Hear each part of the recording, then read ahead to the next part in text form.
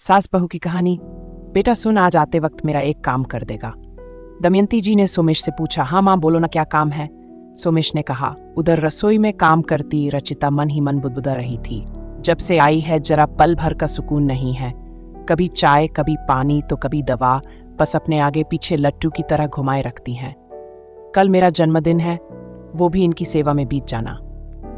कितना मन था सुबह मंदिर जाकर पूजा करूंगी, फिर शाम को सोमेश के साथ किसी मॉल में शॉपिंग और डिनर कर घर आते। पर यह है ना महारानी जी, इनके रहते हम बाहर कैसे जा सकते? बाहर का खाना तो इन्हें हजम नहीं होगा। पहले पकाओ फिर कहीं जाओ। कितना अच्छा था ये उधर अपने घर में ही रहती थी। उधर दमयंती जी से बात कर सोमेश ऑफिस चला गया। पूरे दिन रचिता मन ही मन सास को जलीकटी सुनाती रही। ना अच्छे से बात की, ना 2 घड़ी उनके पास बैठी। सोमेश ही माँ को जिद्द कर साथ ले आया था जब इस बार घर गए थे। अब तो सास यही रहेंगी, सारी आजादी खत्म। सोच सोच कर रचिता को कोफ्त हो रही थी।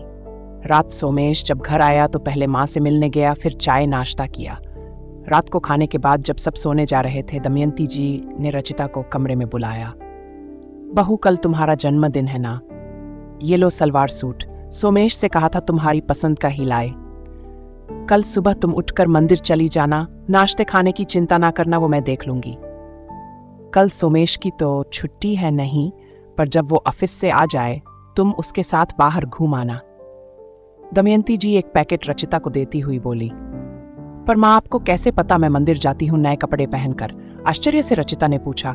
बहू, तुम हर बार मंदिर से निकलकर ही तो फोन कर आशीर्वाद लेती हो, तो कैसे याद नहीं रहेगा? दमयंती जी ने कहा। रचिता पैकेट लेकर सास को प्रणाम कर जाने लगी तो दमयंती जी बोली। बहू, तुम जैसे पहले रहती थी वैसे ही रहो, मेरी वजह से परेशान मत हुआ करो।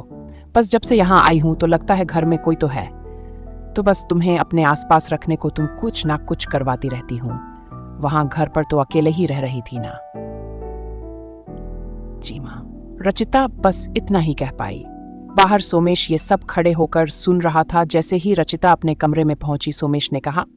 जब से माँ आई है तुम कभी भी उससे ना तो ठीक से बात करती हो, ना तुम्हें उसके पास बैठना पसंद है, और जब तब जो माँ के लिए जली ये कुजी में सुनाती रहती हो, बता नहीं सकता कितनी पीड़ा होती है। पर जब माँ ने मुझे कहा कल बहू का जन्मदिन है, उसके लिए एक सूट ला देना, और मुझे फिर भी दिए मना करने लगा, तो बोली तुम्हारी तरफ से जो देना दे, ये मेरी तरफ से ला देना। अब बताओ माँ के मन में तुम्हारे लिए क्या है, और तुम्हारे मन में माँ के लिए क्या? मुझे माफ कर दो सोमेश, मैं माँ को समझ ही नहीं पा रही थी। वो जब से यहाँ आई मुझे लग रहा था मेरा काम बढ़ गया है, पर ये नहीं सोच पाई वो अपने अकेलेपन की वजह से मुझे अपने आसपास रखती थी। कल माँ को भी मॉल लेकर चलेंगे, ठीक है ना? रचिता ने शर्मिंदा होते हुए कहा। चलो, जल्दी ही समझ आ गया नहीं तो मैं सोच रहा था मेरी माँ का क्या होगा? सोमेश रचिता को देखते हुए बोला। कुछ नहीं होगा, अब माँ अपनी बहू के साथ अच्छे से रहेंगी, तुम देख लेना। रचिता कहकर सो गई। कल की सुबह उसे माँ समान सास से आशीर्वाद भी तो लेना था। इधर सोमेश अब माँ को लेकर थोड़ा बेफिक्र हो गया था। अगर आपको हमारी कहानी अच्छी लगी हो तो एक लाइक जरूर करें और चैनल को भी सब्सक्राइब